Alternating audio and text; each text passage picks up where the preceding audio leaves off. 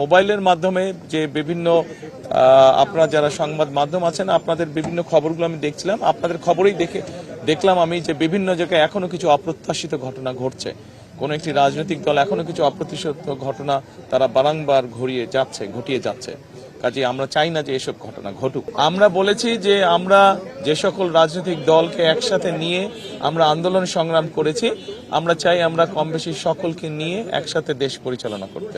এই দেশের মালিক হচ্ছে মানুষ, এবং তারা যদি বেরিয়ে আসে, তারা যদি তাদের অধিকার প্রয়োগ করে, ভোট সংখ্যা যত বেশি বাড়বে, ভোটারের সংখ্যা যত বেশি বাড়বে, আমরা বিশ্বাস করি যে সকল ধরনের ষড়যন্ত্রকে প্রতিহত করা যাবে। দেখুন, আমরা 91 সালে দেখেছি নির্বাচন, আমরা 96 সালে দেখেছি, 2001 সালে আমরা নিরপেক্ষ নির্বাচন দেখেছি। স্বাভাবিক একটি তো সাধারণ টাইম ফ্রেম তো আছে। আমরা প্রত্যাশা করব যে সেই টাইম ফ্রেমের মধ্যেই জনগণ রেজাল্ট জানতে পারবে।